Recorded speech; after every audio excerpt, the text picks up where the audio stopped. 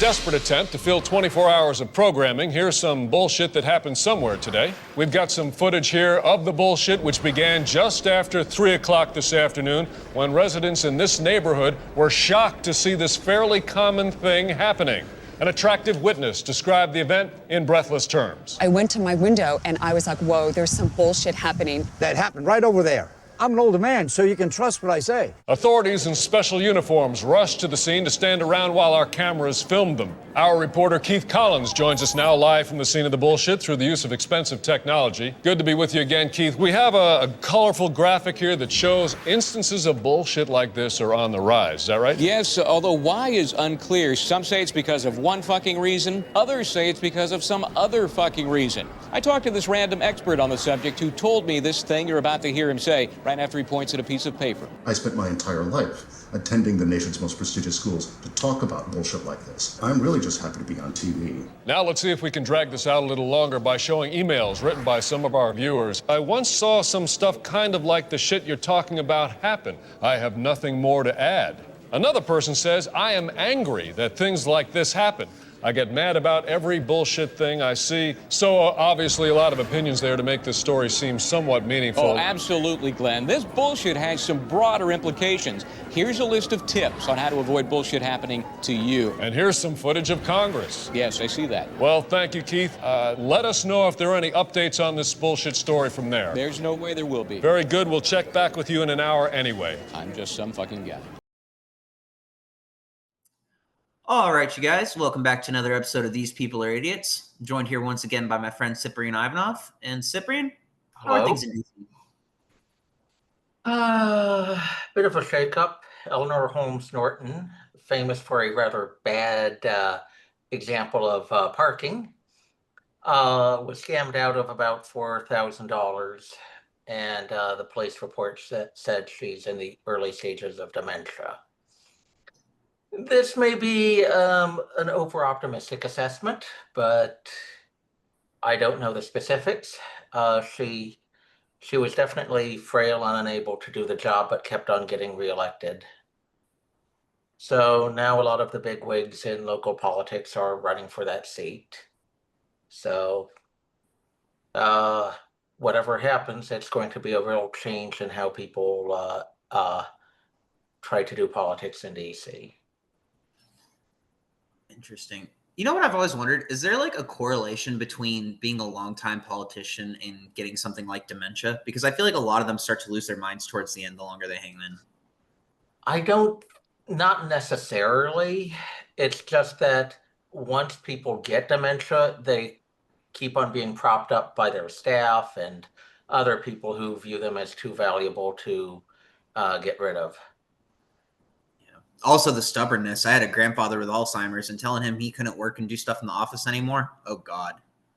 There was no telling him that half the time. So if you reach a certain level of popularity, you're probably going to stay in office even when you shouldn't be. Now, I've known law professors who are older than Eleanor Holmes Norton and who are working just fine. There's probably politicians who are older than Eleanor Holmes Norton. And maybe they're fine, maybe they're not. But if they aren't fine, they're not going anywhere. God. I mean, I think we saw it really clearly with Biden and how Jill Biden was just abusing the living crap out of him and using him and forcing his signatures. I mean, we've seen it play out on camera. So it's not that crazy to think of it happening behind closed doors anymore. Was Woodrow Wilson running his administration in the last year? No. Did FDR realize he signed an order to deport a bunch of Russian refugees back to the Soviet Union? No. So that stuff happened a bit. But there was a lot of pressure on the press during FDR's time to not report on his health problems. So I want to say someone from the Chicago Tribune actually tried photographing him in his wheelchair and got his camera broken by another journalist. Jesus. God, meanwhile, they wanted to play on Trump's mental health forever in order to deflect from Biden. But I'm looking at Trump like he's still kind of got the same mental energy now as he did back then. I think it's slightly reduced because the years have had an effect, but he's still operating like a normal person. Yeah. It's very interesting to see. Speaking of Trump, I wonder what your take on this is. I haven't watched the interview yet, but I know Steve Bannon's been running his mouth a lot lately about how Trump's supposed to get a third term, and now I'm seeing everybody talking about a Trump third term. What are your thoughts on the possibility? Because I don't think it's going to happen. It's not legal, but seeing Dems freak out about it and do stupid stuff is something they love to see. Yeah. It's kind of like the Project 2025 thing, right? It's like, that ain't dropped yet. Well, since the 80s, there were, because an incoming administration, they don't know what's going on. They need people to tell them what's going on and what they should maybe do. So since the 80s, political organizations have put forward draft proposals for what the administration should do. Can we train people so that when they get into the administration, they know what's going on, they can implement policy? What can we do? Should the FAA revise all their air traffic control equipment? Should they fire these people at NASA? What should they do? But usually they don't publish those materials until after the election. What was unusual in Project 2025 was that they published it before the election. Mostly because they wanted to train people on what the proposals were. So when you actually read Project 2025, it's not that unusual. It's just, here's this proposal, here's that proposal. We're trying to be a big tent. Let's put forward the proposals from one conservative group and another conservative group. They may be opposed, but at least people should know what the debate is. However, what a lot of left-wing groups did was that they lied about what the contents were. Yep. And then people, just regular everyday citizens that I know, are running to me being like, oh my God, did you know you're going to lose your marriage rights? Did you know you're not going to be able to be gay anymore? Did you know they're coming for you? And I'm just like, did you know you should really read into this a little more before you go to someone like me and start saying this shit? Because those are some big claims. And I don't remember exactly, but I think there was a proposal there with a counter proposal, because who's going to take that political risk without trying to weigh it carefully? So are they going to do it? Almost certainly not. And if the Supreme Court takes the case, it's probably just going to be, okay, we overturn our past reasoning that implemented it, but we're going to uphold it on the basis of this law Congress passed.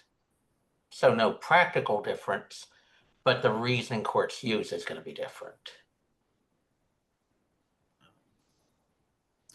This is just also nuanced. Like, I'm still like learning a lot about a lot of this, mostly through you, but it's like people just watch MSNBC and they'll get the headline and they'll get the 2 minutes and then they think they know everything about this. What was it, like that fucking big, that proposal?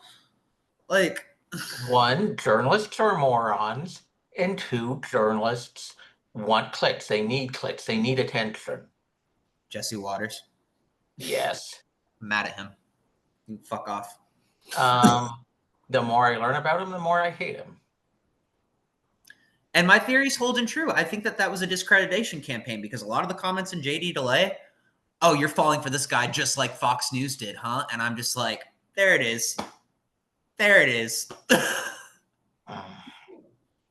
Fuck you, Jesse. I don't want to be on your stupid show. I'm talking to Tucker. I'm not exactly a fan of Tucker either. I'm not the biggest fan, but he seems like a fun guy. I'd want to talk to Tucker about demons. Seems like he knows more about that.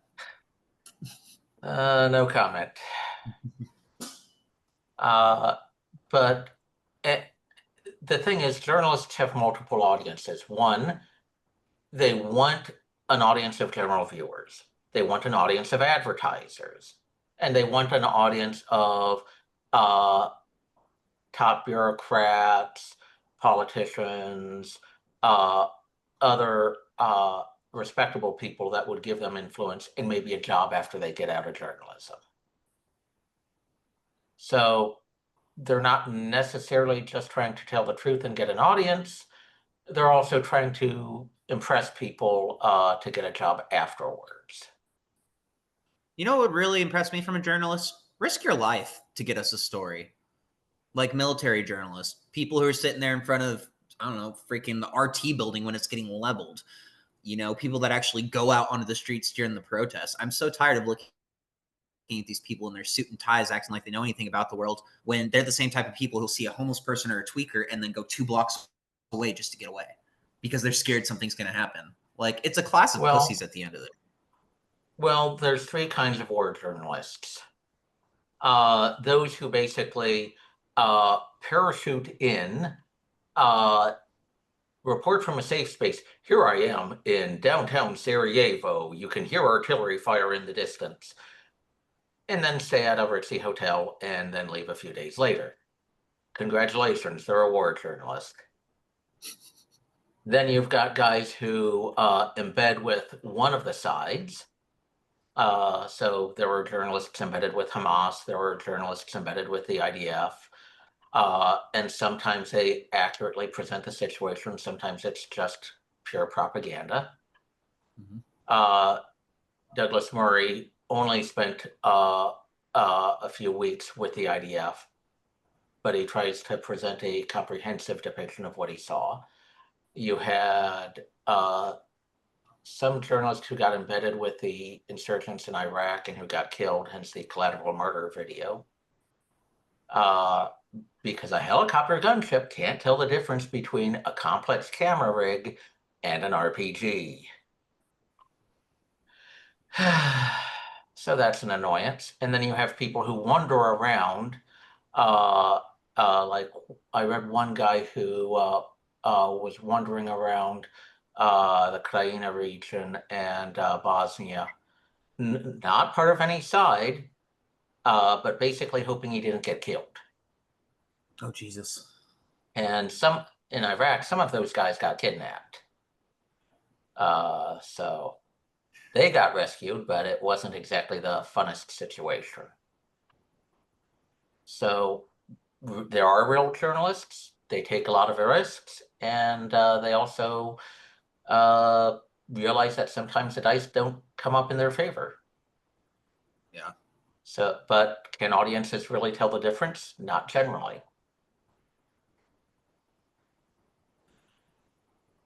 It's like, I feel like a lot of people look at people in the media and different journalists and reporters, and it's kind of just like they pick their favorite character in a movie, and then they just roll with that guy.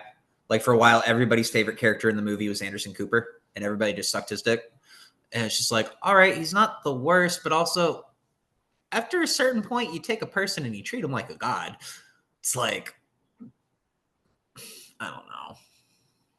Parasocial relationships. Yep.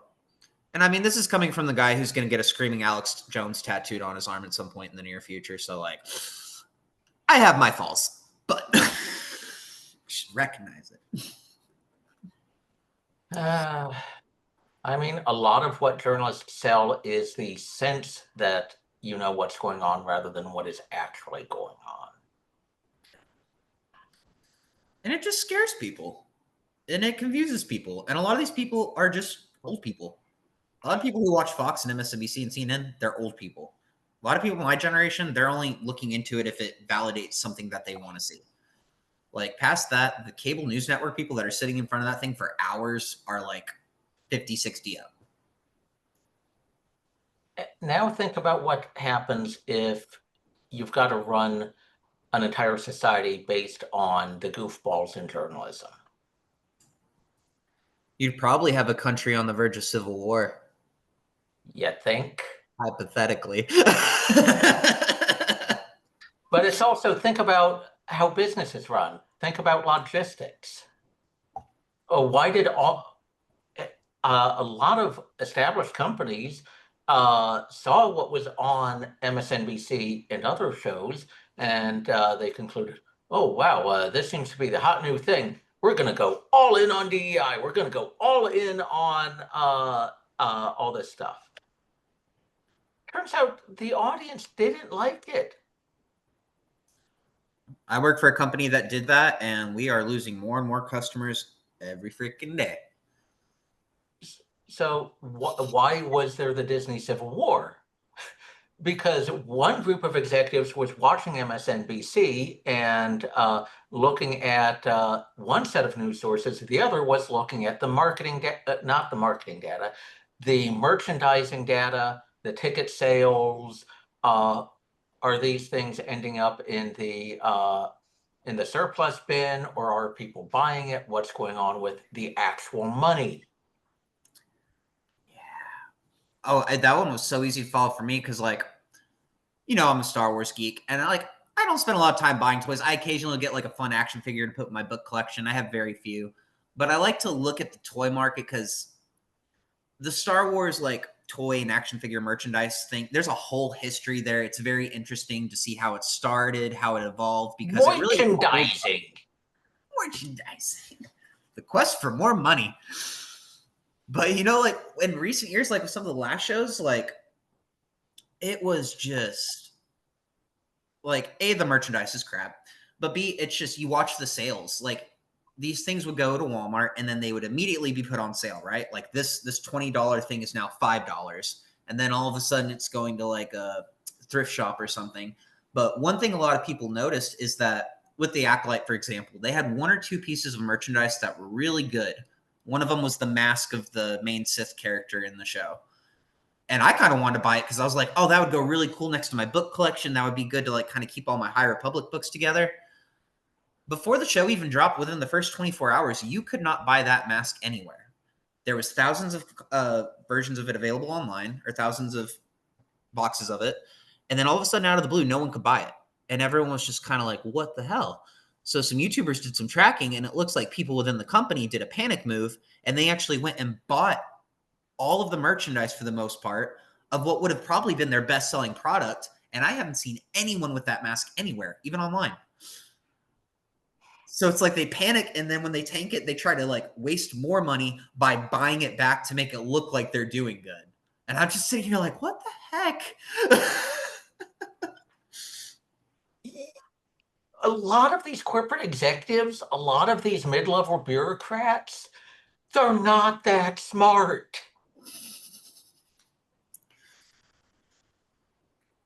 God, it's so horrible to see. Like, this has been a crazy time to be a movie, video game, superhero, Star Wars nerd for the past 10 years. For anybody who's not a geek, like the perversion, the desecration of all the things we love, while these corporate executive idiots just eat each other alive, and then everything just falls apart. And then why is everybody sad? Because there's no good TV anymore. There's no good movies. I mean, Silo's pretty darn good. There's a lot of good movies now. Yeah. But yeah, it's to see the big ticket items are terrible. And I think that's more reflective of the general idiocy that has gotten into top management recently. Yeah. And also, I feel like in terms of the creatives and the directors, a real lack of theological understanding. They've brought their ideology into it so hard. You know, Star Wars, for example, you know, the original trilogy, that it was sci-fi, but that was all about like the Vietnam War, World War II, and all these different real things that got put into it. But it was also a heavy touch of Joseph Campbell and the hero's journey and other different mythologies. And it took years and years of studying and honing that and coming up with something super, super creative and unique that just captivated the entire world.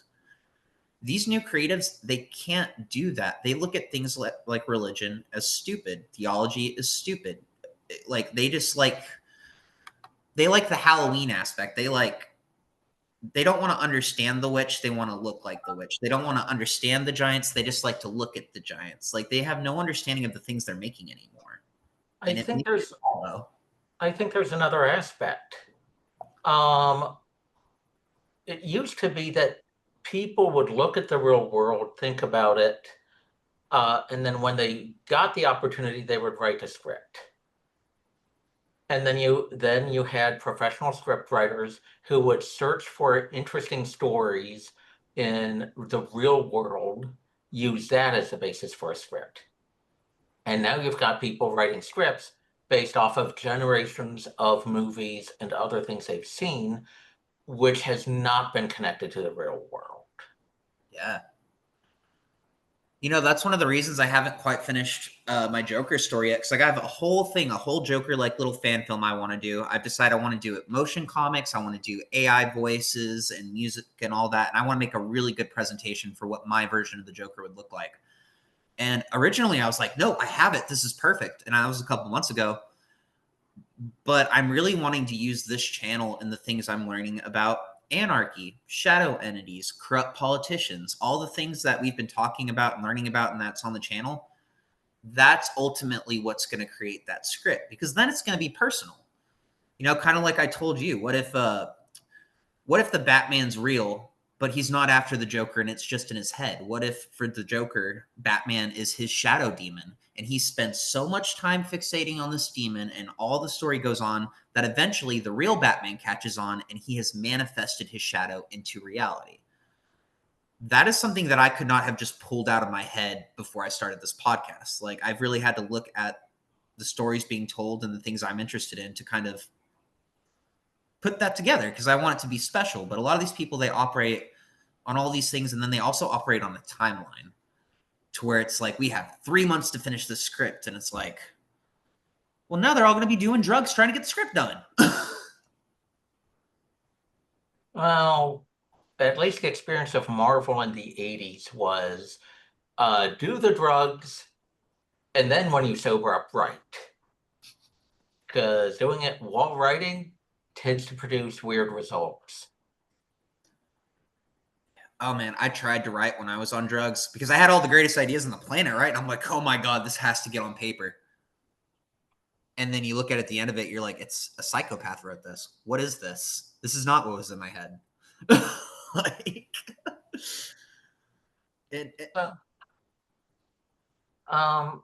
but there's another aspect. What's with all the self-insert characters? Self-insert characters can be good in a few cases.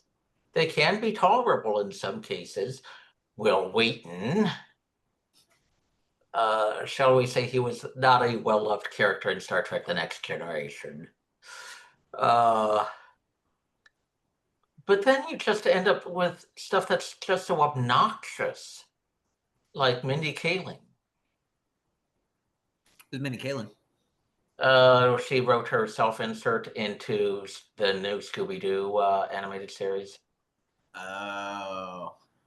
So self-insert is basically where you're just putting yourself fully into there, right? Yeah. Yeah, that's basically what Leslie Headland did for The Acolyte. She basically she said it herself, it's her fan fiction of her going through this world, essentially. And it's like, you have non-binary moons in the show. You have a red and a blue moon on the planet of all these gay witches. And it's just like the whole thing, it's like her therapy session. The whole show is her therapy session. I'm still working on rewriting it, because for people out there, I want to do the same thing with that as the Joker script. Apparently the Art of the Acolyte book just came out, and all of it, people are going through the book like none of this was in the show. They're like, there's space battles, there's monsters, there's suits, there's storylines. They're like, why is none of this in the show? So I'm kind of curious about it, but So I think one aspect of the decline of Disney is just managerial. How do people have the spine to say no to the bad ideas of a high-ranking person who just wants to do self-inserts and isn't thinking about the audience and stuff like that? no, because we've been neutered as a society. People can't even tell their bosses no at a restaurant. Like, we have to get our spines back as a nation, and we need to remember what America was built on. Because we're all acting very castrated right now. We see things that are wrong, and we're scared to say anything. What's the worst that's going to happen if you call it out? You get fired, you get punched in the face. What's the worst that's going to happen? As somebody who lips off to authority constantly in my life, yeah, sometimes things happen, but for the most part, you shut them up and you get results.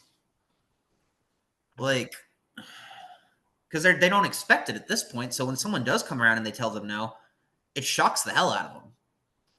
I've told my boss at my job, if you are gonna run our job into the ground like this, if you are gonna consistently keep screwing us, go back to Southern California because we don't want that in our state.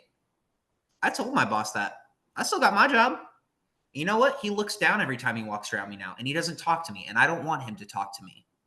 He can go yell at everybody else. He knows not to fuck with me. And I think that's one of the great horrors of SEL. It teaches people to expect indirect confrontation rather than direct confrontation.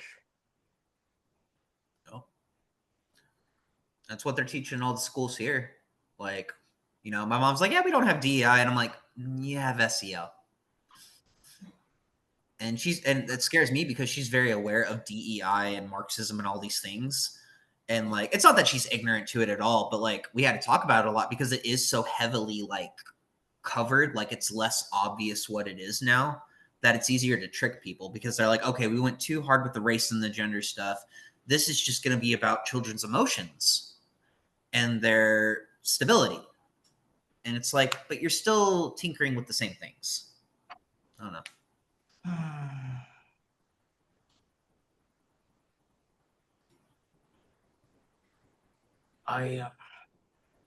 One thing I'm thinking about is that one reason why people gravitate to communism in the West is not because they understand economics. If they understood it, they wouldn't be communists. But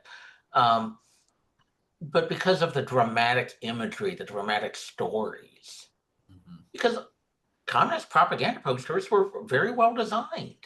They're kind of badass. They're evil, but they're badass. Same with the Nazis. They had some pretty cool posters. They had some good painters.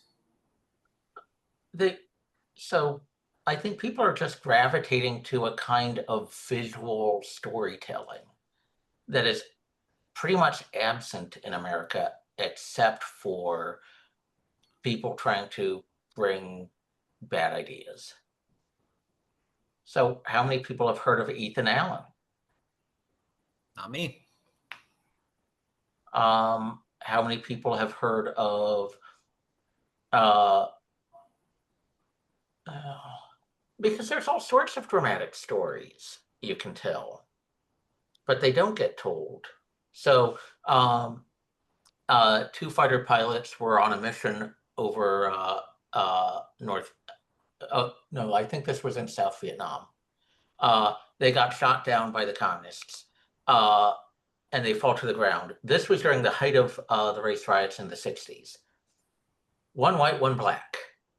They had to rely on each other to survive. This is a real story.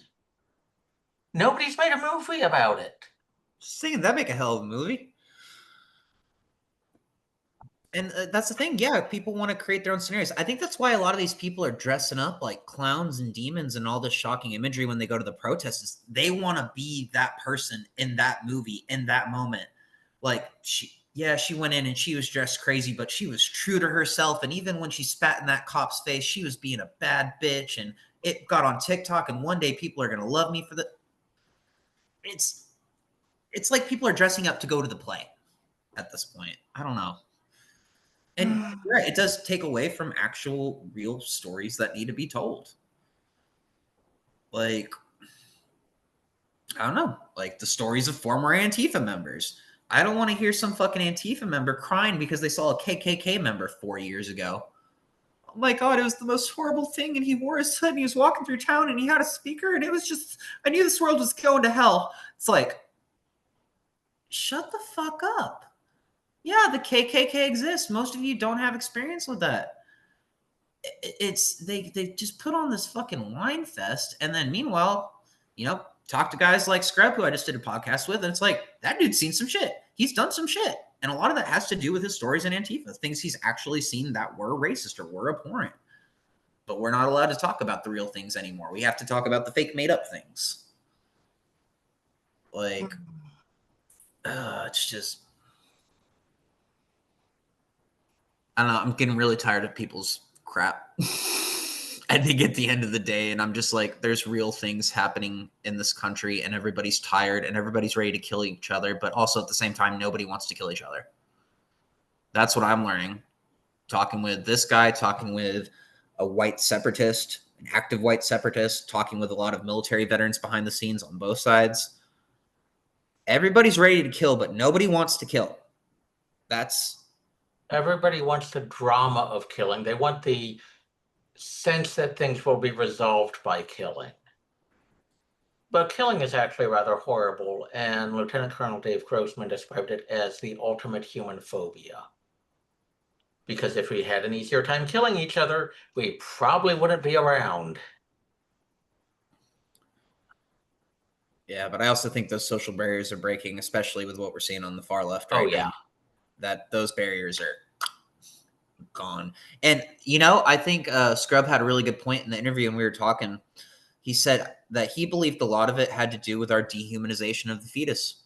He's like, once you look at a fetus and you look at a child in the womb and you look at conception and you're able to dismiss that right off the bat,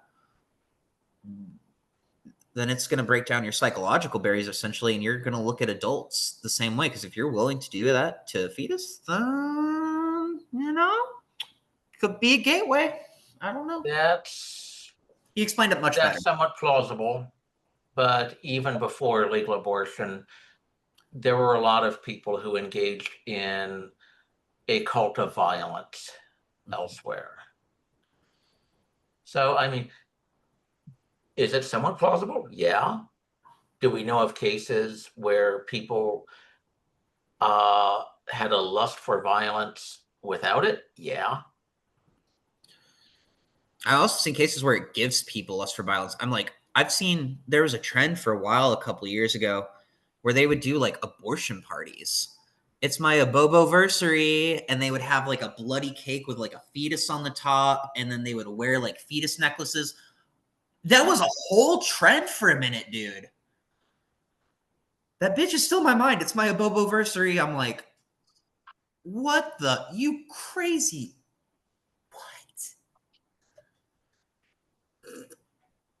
Yeah, dude. And I knew chicks that would do that. They would get an abortion and act like it was nothing. And I'm just like, okay, it's not nothing. I get that sometimes abortions are needed.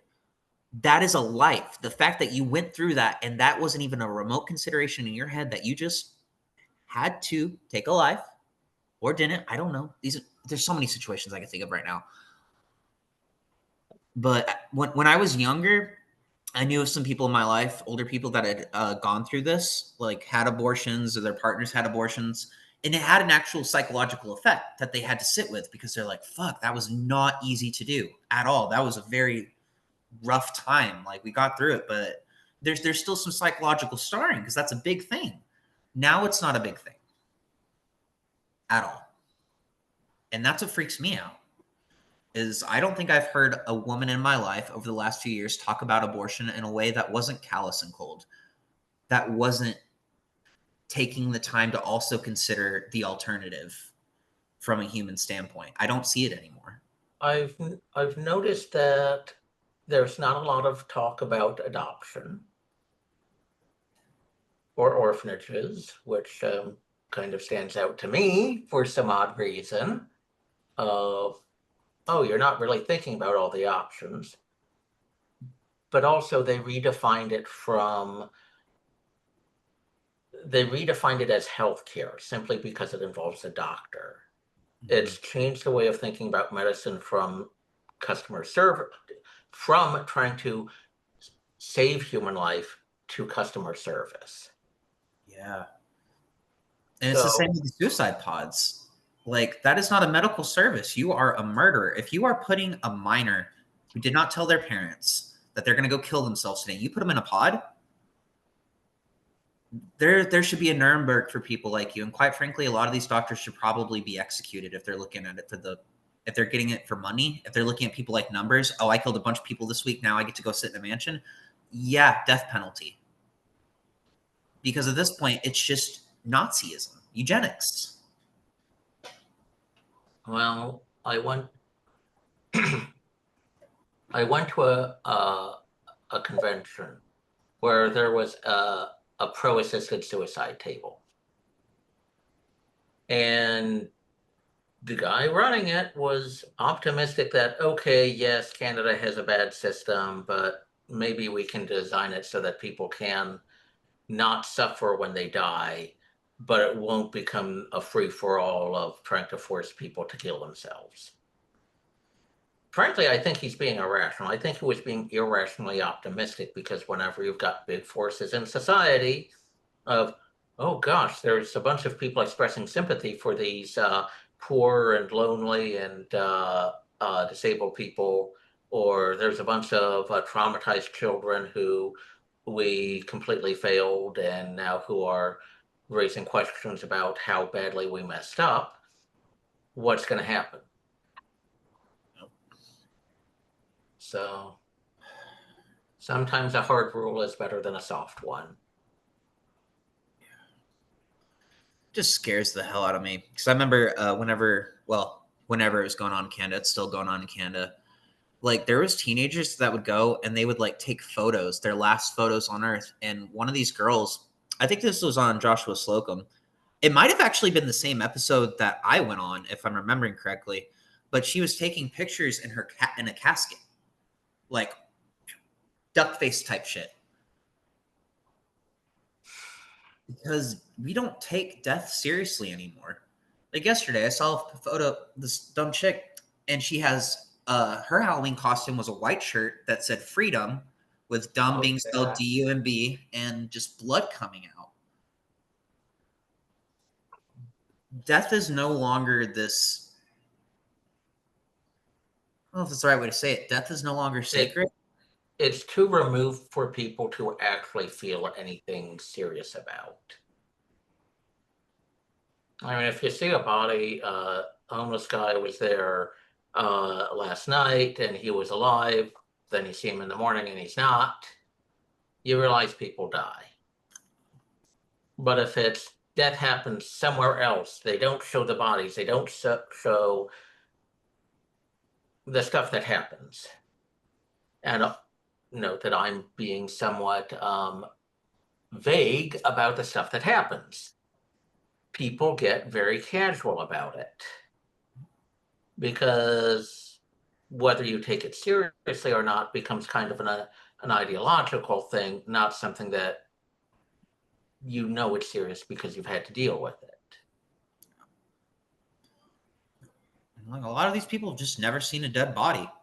I've seen dead bodies, walked up on dead bodies. It's not great.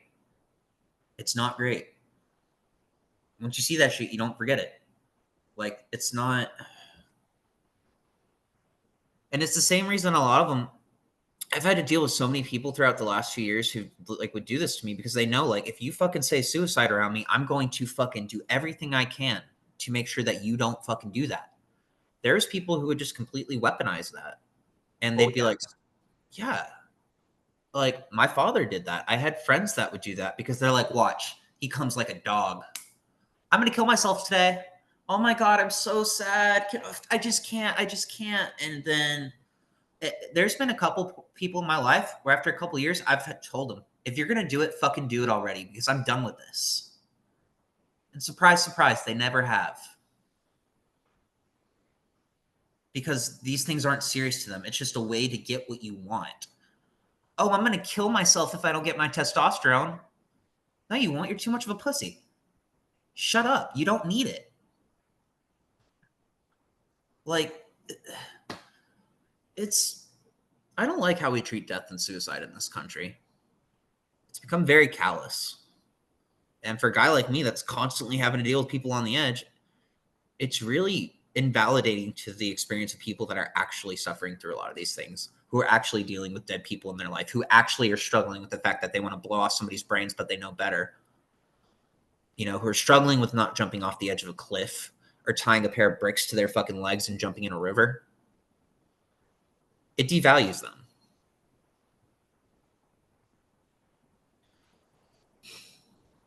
I get hypey about that one.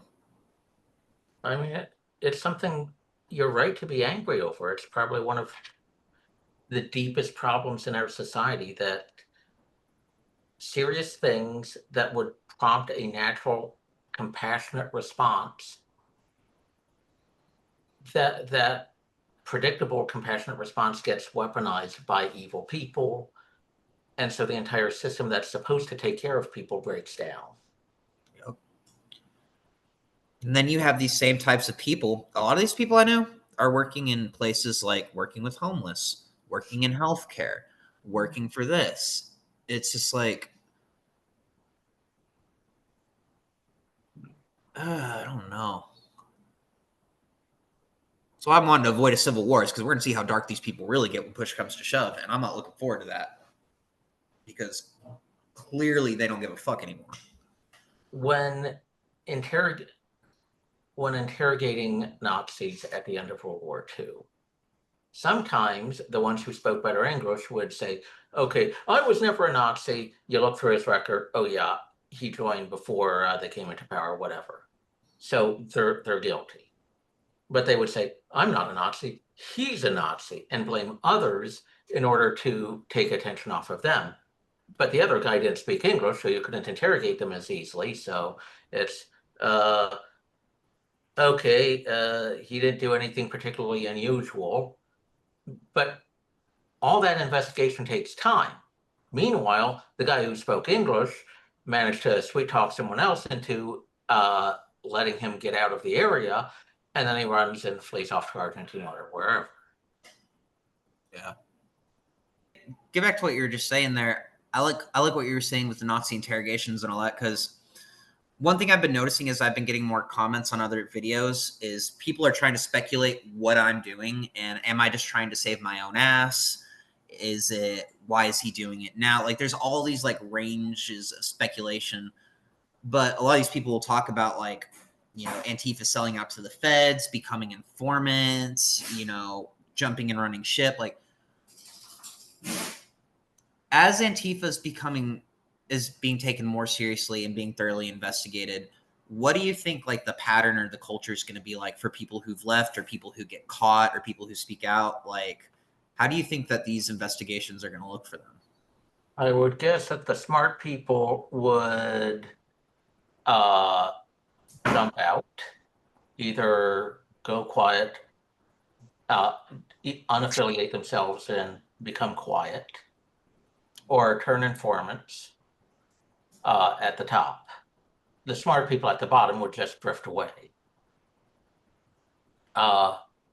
And then a bunch of dumb people would come in to fill the spots taken by the smart people. They'd probably become a lot more violent, a lot more stupid, and they'd go down hard. But the people who used to be in would probably try to worm their way in with sympathizing organizations in more legitimate organizations. Yeah, that seems about right. I didn't think about the power vacuum at the top. A bunch of smart people at the top flaking off, and then a bunch of dumb people getting in, and then all of a sudden they got all the power. That could be what we're seeing right now in Portland. That would actually make a lot of sense. Because realistically, so many of these people are cowards. I know so many of them have drop shift. Even the last couple of weeks, the last couple of days, people are like, Portland's a little quieter right now. And, like I said, taking down the homeless camps, they surrounded that guy Chandler's house. Like, there's definitely some sort of filtration process happening. There's definitely some people leaving and some people hopping in. It's just kind of confusing to see where it's going to go. And I think that's the point, is it's just about to get really, really confusing while all these other forces gather and work their way in. And we're just all going to be here like, what the hell's happening? So,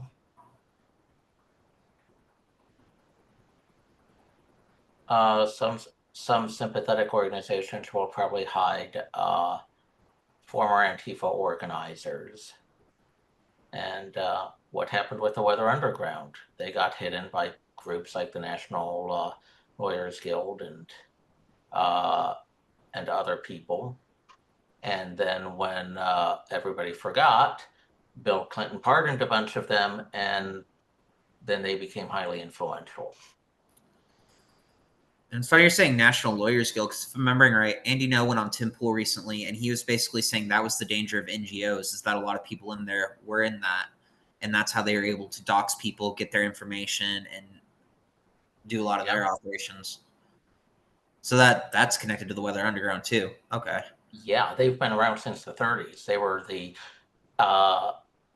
were effectively the legal arm of the communist movement in the United States since the 30s. Might be a dumb question. So why haven't we done anything about it yet? Because they are ostensibly not a criminal organization. Because if they are just speaking about what they believe, if they are just trying to change the law through the normal legal processes, if they are just engaged in normal legal behavior, you can't shut them down. So what does accountability look like for the people within it who are working with these groups? Like, how does that? You would have to prove that they were knowingly aiding and abetting illegal conduct. Now, for a lawyer, if your client commits a crime, you can't report it to the cops. If a client is about to commit a crime, you might be allowed to report it to the cops. You're still not allowed to abet crime, but because of the confidentiality requirements, because of the special nature of the job, there are things that you cannot be compelled to talk about. Makes sense. These are some tricky bastards. Who'd have thought lawyers might be tricky? Right. God, there's a reason they say demons are lawyers. And there's a lot of people who think of these groups as a way to balance the threat that they perceive from neo-Nazis. This may not be rational. In fact, I think that Antifa and communist groups are actually sparking a rise in Nazi thought in the US. Yeah. But they're not thinking like that. They think, oh, communists go after Nazis, Nazis go after communists, and they don't go against people in the middle and whatnot. It's so arrogant. And it's one thing I'm so tired of hearing, because I've been hearing it ever since Antifa got labeled domestic terrorist. What about the KKK? Aren't they a domestic terror organization? You know what? At this point, no. They're evil. They're wicked. They do a lot of horrible shit. They should be... There's a lot of aspects that should be looked at legally and with law enforcement and all that.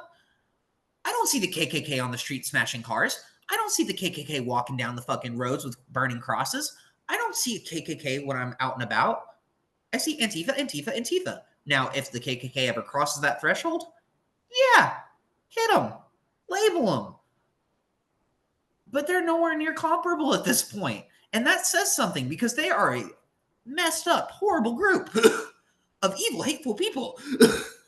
I think a lot of people have forgotten that every society has some evil people. Every movement is going to have some evil people. And there's a huge difference between criminal conduct and just being objectionable. Because the Revolutionary Communist Party, I hate them, but they have a right to speak. Yeah. It's just so silly. And I get that the Democrats probably have no chance of winning, but if for some reason they did the next presidential term, Proud Boys are going to be terrorists. All these groups on the right are going to be terrorists. They're going to do the same thing. They're just going to go back, and then they might even backpedal on Antifa being a terrorist. Which, if that happens, God help us all. Because that label should probably stick for the rest of eternity at this point. Okay, so something I wanted to pick your brain about. So it's become very clear to me that the Democrats sabotaged the government shutdown so that it would line up with the No Kings protest. And now all the SNAP benefits are mysteriously disappearing. And I think we all know the saying, we're only ever 3 days away from a revolution. What are your thoughts on what's about to happen when that expires? I think there's enough food and food banks and the like to take care of genuine hunger. But there's going to be people who don't know how that works, who've never thought about that. So they're going to get real desperate. Can I imagine a bunch of recruits for radical groups or violence? Yeah. Can I imagine a lot more shoplifting and crime? Yeah.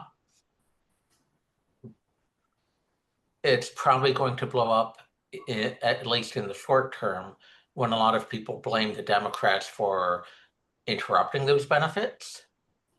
It's going to blame others for why did you set up a policy that, if interrupted, would result in a lot of desperate people, hunger, and crime. So I don't see this turning out well for the Democrats versus Republicans. I do see it maybe benefiting the progressive wing of the Democratic Party against the moderate wing, because the moderates would want to reopen the government because they don't want all the problems that come when people don't get their SNAP benefits. The progressives like the sense of radicalization and desperation.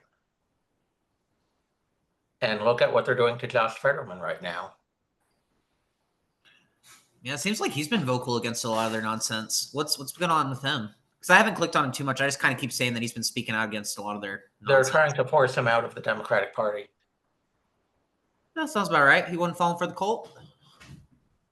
So he's probably one of the few. I disagree with him on policy, but he's actually acting like a normal human being, like a normal elected politician. And if the Democratic Party is going to be rebuilt as a sane, regular, normal political party, he's one of the guys who would do it. And it's very interesting because when he came in, there was a lot of attacks on like his mental health. I think the fact he had a stroke, how he was dressing, which, yeah, in hindsight wasn't the best, but you know, they did spend a lot of time really demonizing him off the bat. He wasn't very cogent after the stroke. And could he have worn suits? Yes, he'd worn them in the past. It's just that he looks like Lurch when he's wearing them. So they basically changed the rules just for him. And a lot of people don't like that. But in other regards, he's basically one of the sanest guys left in the Democratic Party. Probably because he actually has to run in mixed areas. It's not all Dems, it's not all Republicans in that part of Pennsylvania.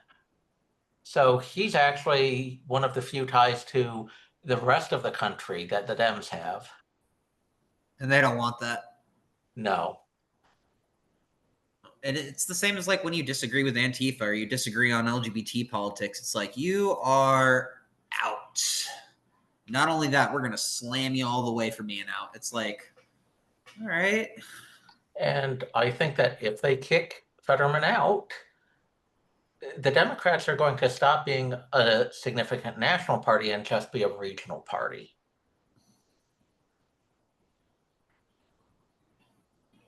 That makes a lot of sense. I mean, the natural incentives in a first past the post system where we elect the person, not the party, is that there are two evenly balanced parties. But if one starts getting really, really dumb and the other isn't as dumb, you start to see more of a tilt. Yeah. And I kind of feel like the same thing's kind of happening with the GOP and the conservatives, because there's a lot of people who are coming in and they're on the right, but they're calling out the GOP hard. Like Marjorie Taylor Greene, she's not having any of this crap. She's calling out all sides. Crazy as she is. She was right about space lasers. I'm going to say that publicly. She was right about space lasers, whether or not they're Israeli or not. You have to understand the scale of the force involved, because to actually do any destructive damage, you need a certain power of laser. And a lot of people just don't naturally understand the numbers. Humans think of their emotional reaction to numbers is additive, even when the numbers are exponential. So a lot of people feel like a billion is 10 million. No, it's 1,000 times a million. The emotional reaction does not match up with what the numbers are. Makes sense. I And still believe in the space lasers, though. Sorry. I mean, if I throw a bunch of pebbles at you, I'm throwing rocks at you, but it's not the kind that anybody would worry about. Fair. Yeah. Where do you see the country realistically ending up? Like, say, come Christmas time, what do you think the next few months has in store for us? Because all the scenarios in my head aren't really that pretty. There's going to be another political blow up that divides a political movement. Because that's when all the crazies come out, say something, and then the rest of the public says, hey, wait a minute, something's going on, and pick a side. Because guess what happens? People have a lot more free time to be on the internet, and they're going to see the arguments that have been festering for months.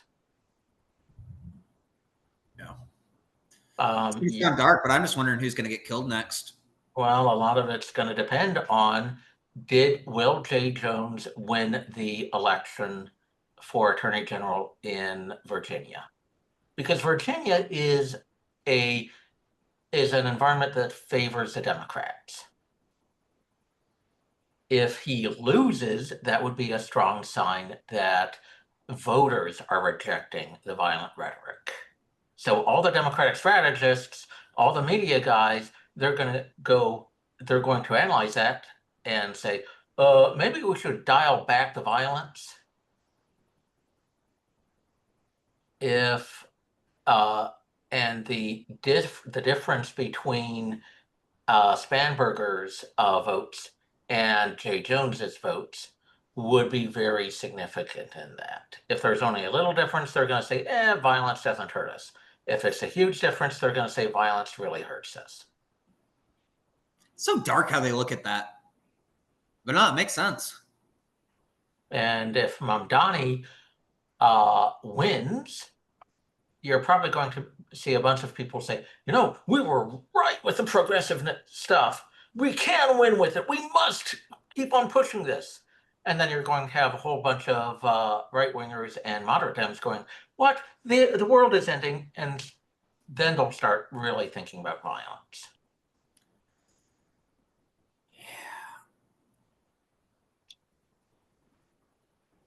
I don't like Mamdani. That guy is... He's completely fake. Where did his money come from? It didn't come from a lot of small donors. It came from PACs bundling donations, giving it to him. Guys in the Office of Campaign Finance, or whatever the New York equivalent is, rubber stamping it, saying, yes, this qualifies for matching funds. And then their real campaign is spent is using money given by the government. So imagine. I'm sorry. He didn't jump through the normal hoops of raising money, getting voters, all that stuff. He got the money, got a high-end production team. Meanwhile, even the winners in DC politics basically get the camera guy that works for DC government, or they end up getting one of their buddies to do it. They don't have that kind of cash. So Mamdani is getting a lot of cash from somewhere. And I think it's from the Party for Socialism and Liberation and their linked NGOs. Can you imagine going back to 2001? It's September 12th. They're still taking bodies out of the rubble. And you give them an update on what's going on in 2025 and where their city's going to be. They'd think you were lying or sit down catatonic because how the fuck are we this stupid? That said, I don't think Mamdani is genuinely a jihadist. He's more of a communist who just Encourages jihadist. Yeah.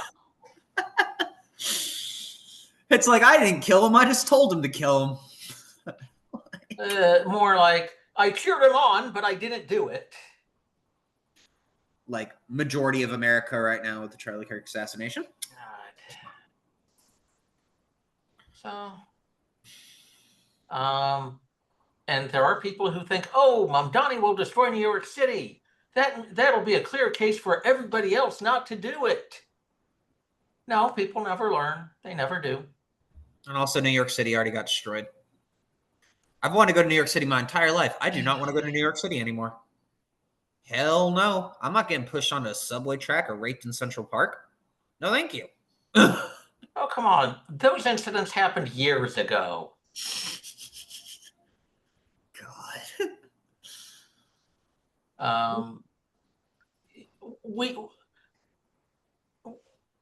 It's easy to destroy a city. It's hard to build it up and save it. And I think that's the real lesson of New York City in modern times. How the heck did it get cleaned up after the horror of the 70s? How did it get safe enough that rich yuppies wanted to live there? Because you could see people applying those same lessons from cleaning up New York City to DC. It used to be people would move to Maryland or Virginia and then commute into DC. Now we've got nice big apartment buildings, and for a long time, yuppies as far as the eye can see. Now, I'm a long-term resident. I'm not exactly thrilled with all the yuppies, but good for them. They pay taxes, let them do their thing. But when the yuppies leave, what do you get? Not a place you want to live. Yeah. And if you let crime get out of control, you end up with some people who say, yeah, as a kid, I wanted to join the military because I'd rather die for a cause than die senselessly at the hands of the gangs. Or who, I'm raising enough money so my son can escape this place.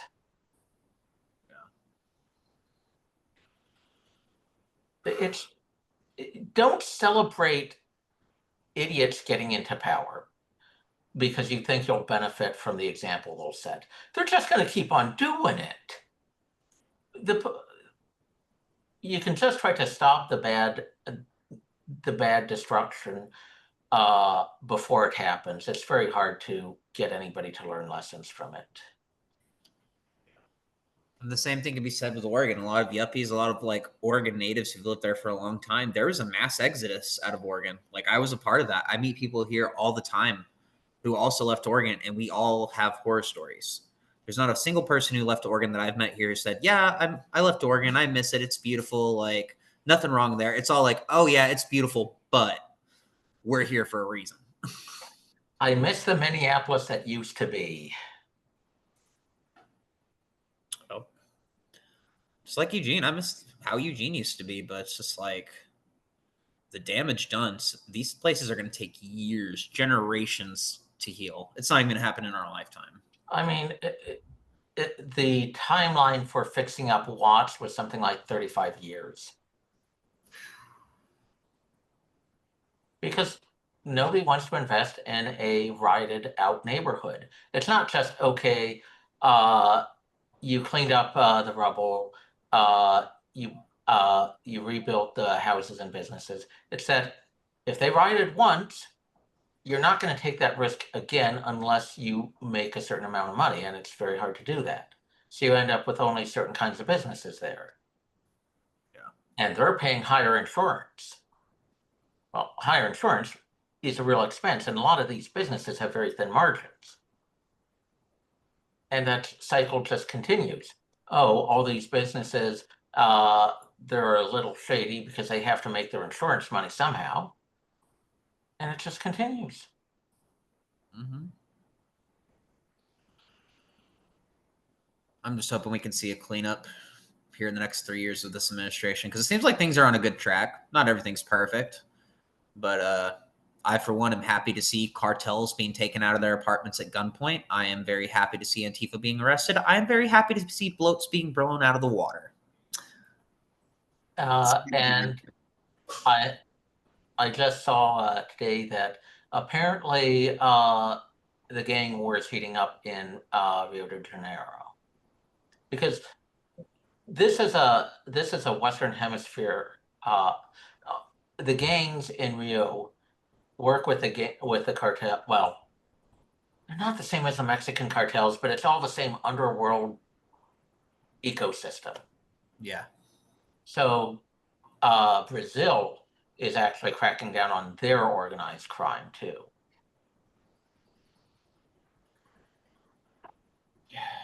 It's I mean, what are your thoughts on I just had the country at the top of my head. The one that locked El Salvador. What were your thoughts on how they cleaned up El Salvador? It was probably a lot easier because all the gang members got massive numbers of tattoos. Yeah. And the gangs were operating as kind of a parallel government. So when your enemy wears a uniform, it's a lot easier to take them out. True. Is Bukele really genuinely popular? Yes. Has he messed up in regular administration, like his geothermal crypto mining plan? Yes. But the number one problem for El Salvador for decades was the gangs. I read a book when I went to law school that estimated that the crime rate in El Salvador depresses the growth rate by 4%. They were poor because of the gangs. And that's before it got even worse. El Salvador is probably going to grow fine once the gangs are gone. But the guy is incredibly popular. He represents what ordinary people wanted. But once you've solved the big problem, where do you go from there? And I don't think he's got a clear plan for that. It's kind of something I gathered. Do you view the way that they did it as ethical? Because I do for the most part, but I bounce back and forth kind of on how I feel about how it was handled. The murder rate was higher than many wars.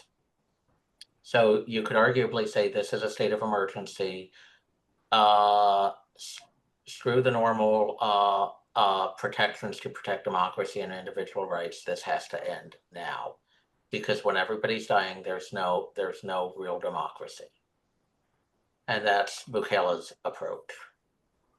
At the same time, you can also end up with situations where when you get rid of those, people can just lie a lot easier if they find some way to work it into, well, this guy was extorting me for the gang, so I killed him, as a way of hiding their own crimes. Yeah. If it keeps on,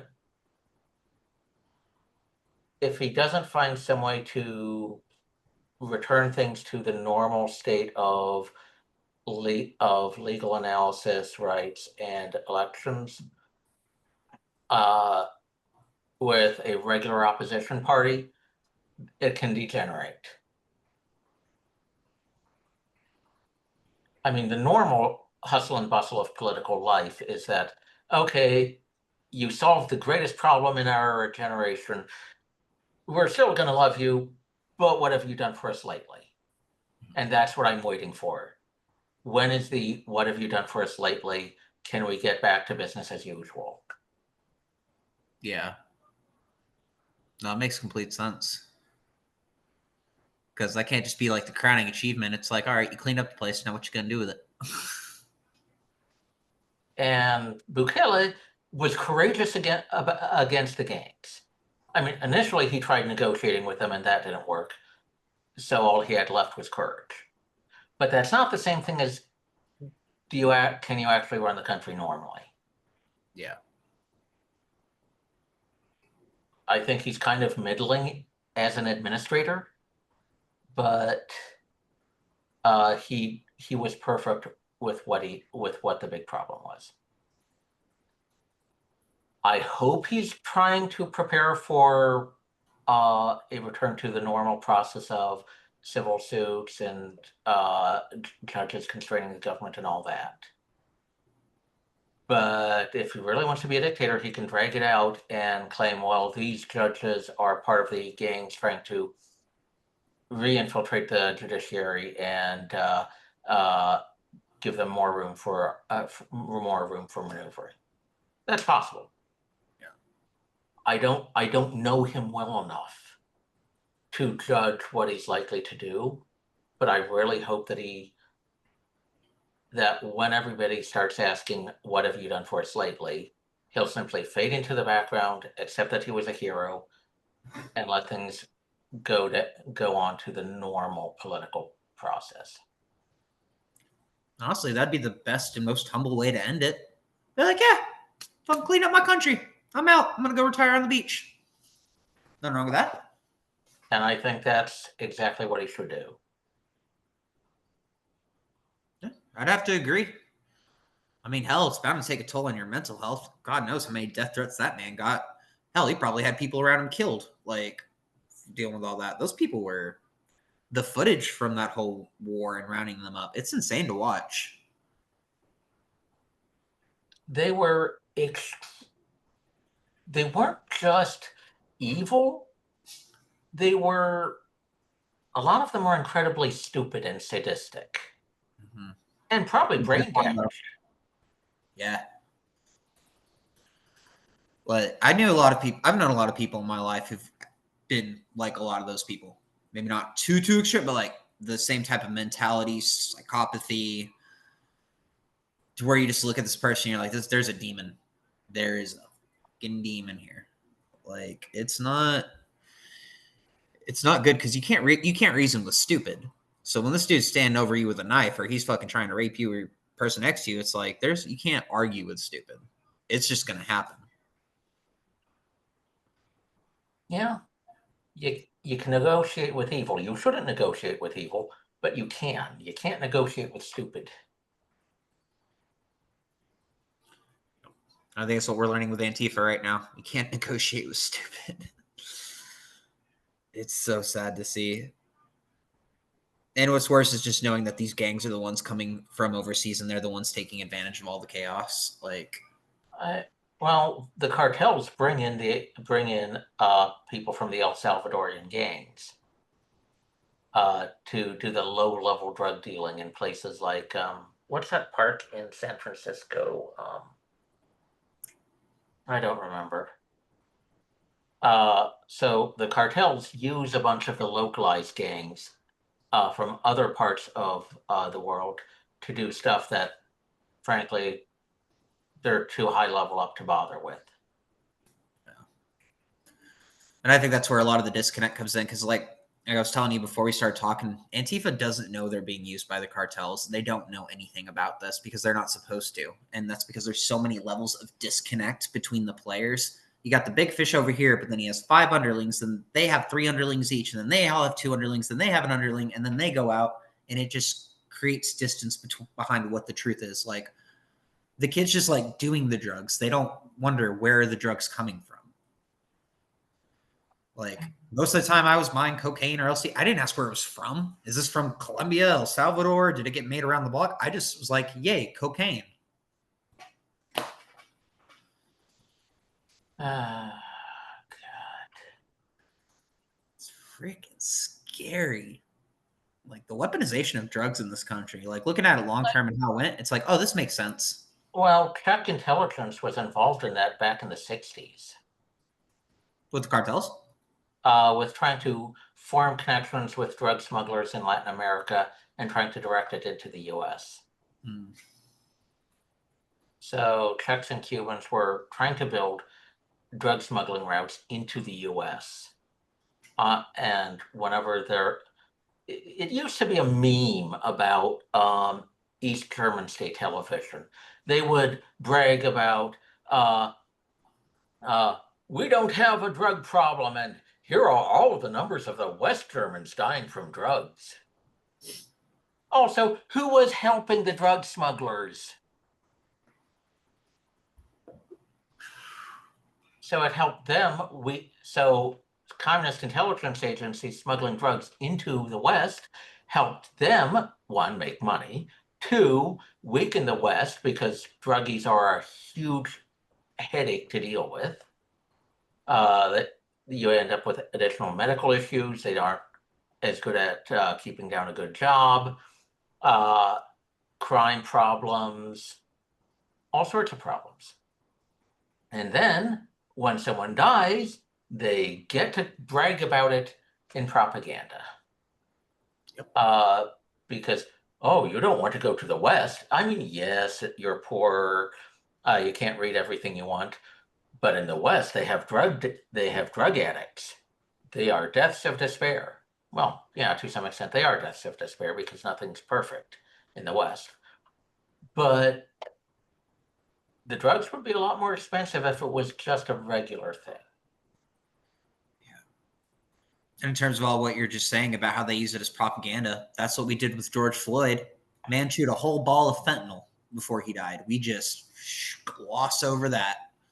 You're a racist for thinking it, don't consider it. But it's like, no, that's a very real thing that happened. People still won't admit it. So like we kill people now in overdoses and then we just make them martyrs. We say it was something else. Like so much of what we're seeing is drugs right now. Yeah, I believe it. I mean, there are a number of interviews with people and you just look at them and say, that guy's on something. Yeah. Like that one of the Antifa leaders in Portland, Chandler. Anytime he's in an interview, his pupils are the size, or he's just so dilated. And you could just tell. And then he has all these little junkies and heroin addicts that are all huddled around him in their little hoodies, and they're sitting there like little string bean Skeletors. And, you know, I think it's actually surprising. A lot of people I've noticed in the comment section, they're like, wait, they're all on drugs? This makes sense. And I'm like, yeah, this is all just drugs. Like I said, you've never seen a sober Antifa member. Drugs. Go look up the Manson cult. Manson cult was just a test run. We're all Manson now. But that's where the interplay between the leaders and the followers and the drugs was really, really dramatic.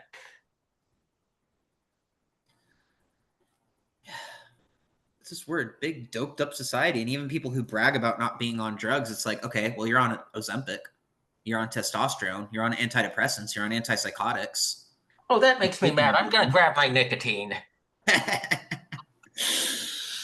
And they're like, I don't have any of that, but I drink coffee every day. It's like we all got something. I mean, yeah, but the types of effects also matter.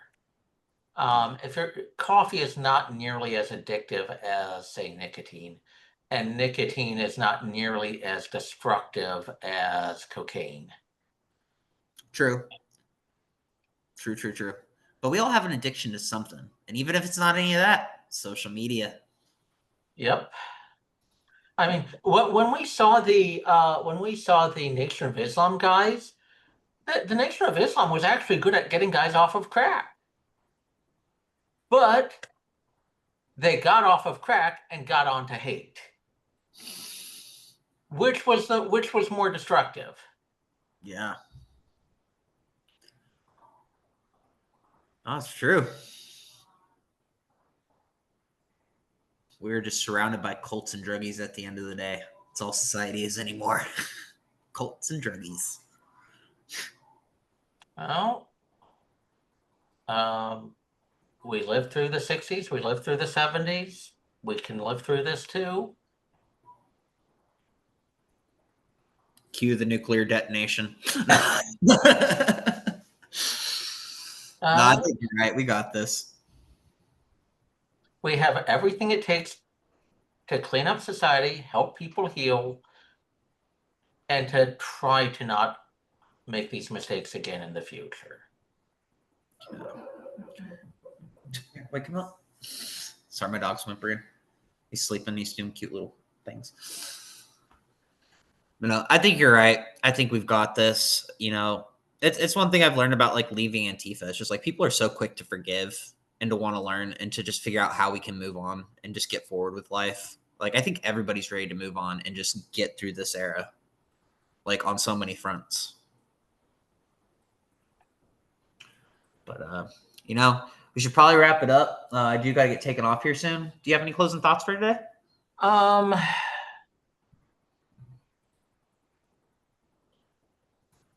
I think a lot of the violent rhetoric and the radical ideologies, just people gravitating to whatever seems very dramatic, because people haven't provided a lot of examples of people doing good things in a dramatic way. And back in the past, people had a more practical mindset. Wow, you built this railroad and connected our towns, and now we don't have to worry about food shortages anymore. That's pretty darn dramatic, but that story isn't told dramatically anymore. What about the guy who helped a bunch of kids get out of gangs and helped thousands of kids in New York have a somewhat normal life?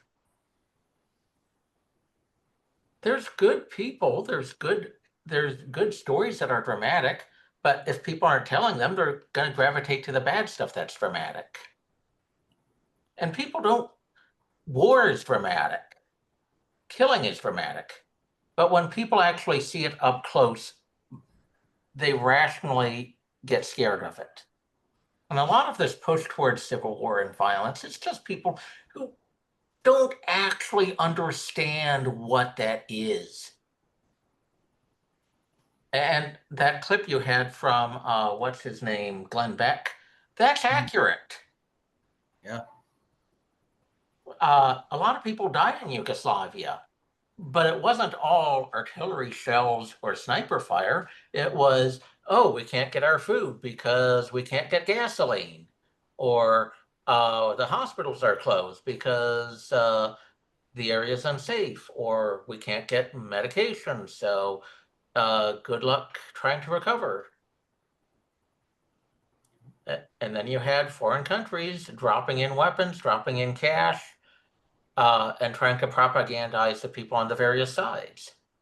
You don't want to live in Yugoslavia. Yeah. We just all gotta, honestly, we just all gotta grow the fuck up. Even people on the conservative sides, like, I love having all these far right people on my channel. Guns not gonna solve this problem. Sharing your story might. You know, at least for one person. Where we're at here now is, I think, more of a failure of childcare and education than it is anything to do with anything else. Because Chinese propaganda, Chinese infiltration, that wouldn't have had much of an effect if people had actually been adults in the room. Antifa was able to intimidate a lot of people, but they wouldn't have been able to intimidate them if more people had stood up and actually had a spy. A lot of kids get told false stories about history. Well, why did that happen? Because there weren't enough people who knew real history speaking up.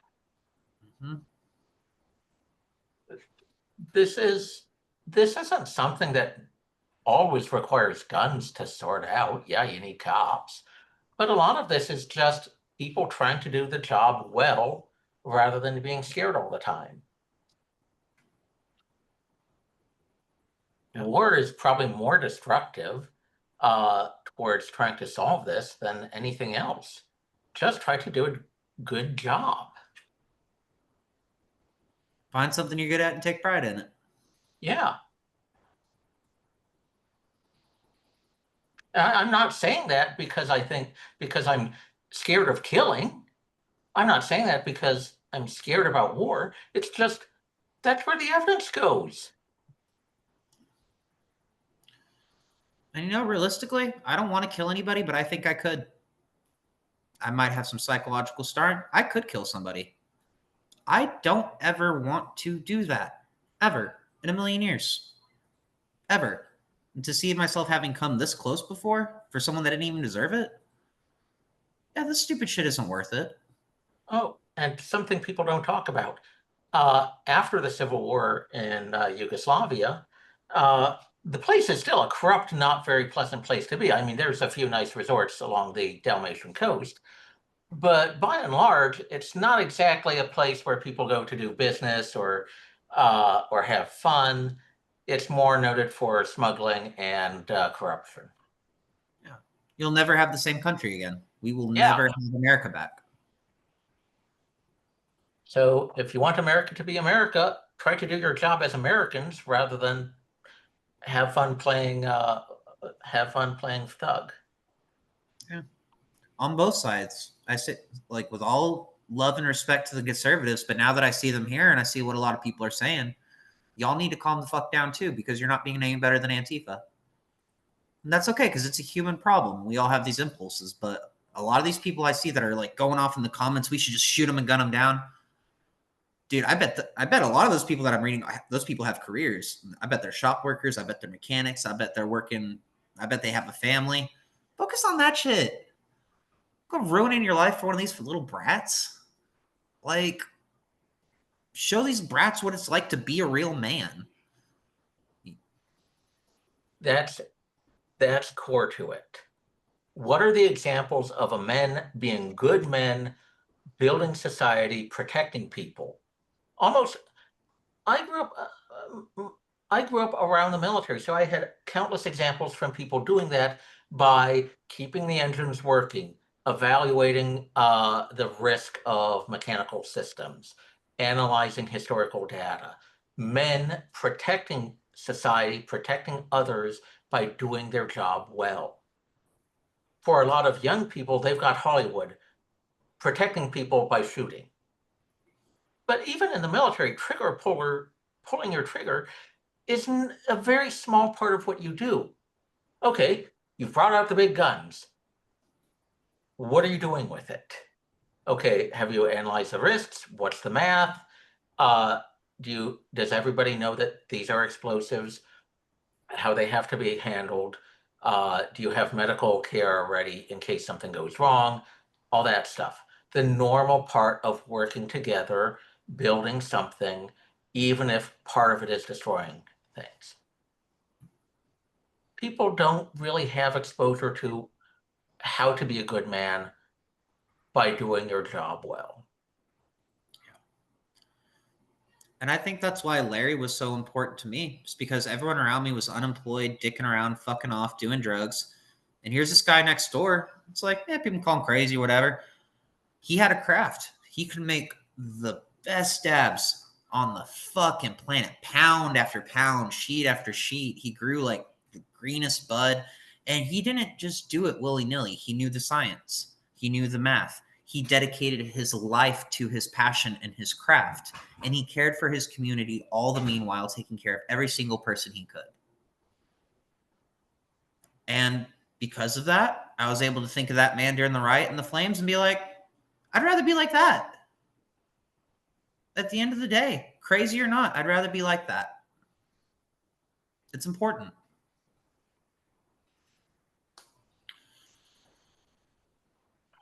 Well, Cyprian, we should probably wrap it up for the day. I do got to get on with things, but it's been a wonderful discussion with you. Hopefully we got a bunch of new eyes on the videos here because we got 8,000 subscribers as of last night, so that's pretty cool.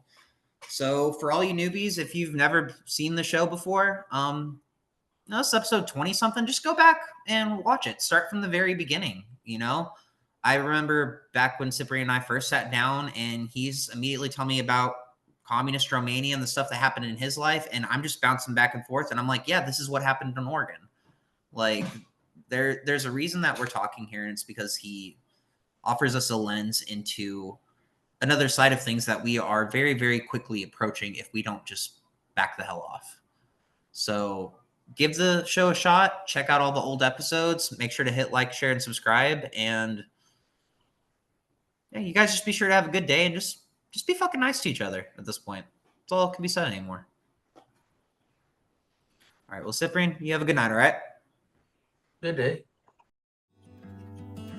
America is fallen, turned our men into women. Our billionaires get private islands where they're trafficking children. The flag is burning in the streets, we don't believe the politicians. We defunded the police and free speech has been restricted. And Canada has fallen, their dollar ain't worth a buck. If you misgender someone there, you're getting fined or locked up. Trudeau censored the internet, then they banned half the guns. The trucker convoy was the last breath of freedom in their lungs. And the UK has fallen, getting woker every day. It's illegal immigrants throwing acid into faces. Protests and riots, COVID record inflation. The people lost their freedom, Great Britain lost its greatness. America to Europe, across the globe.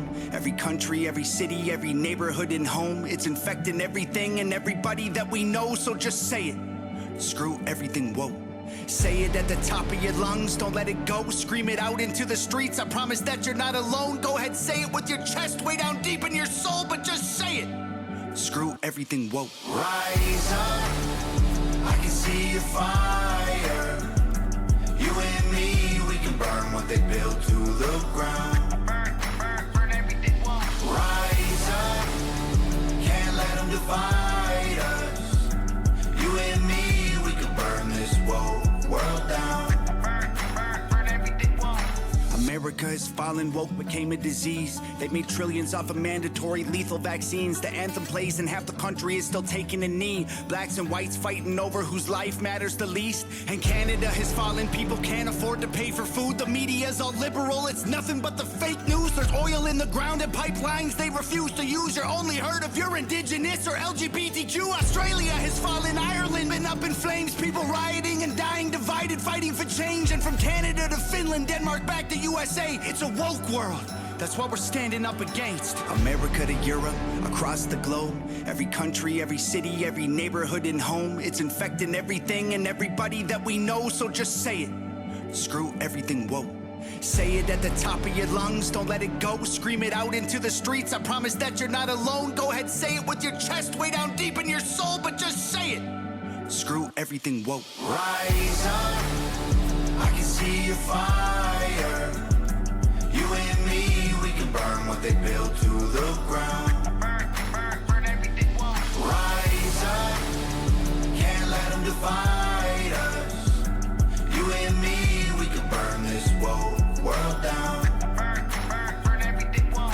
The whole world's fallen to the globalist elite. They want one God, one leader, one currency. It's the cigarettes, the vaccines, the food that you eat.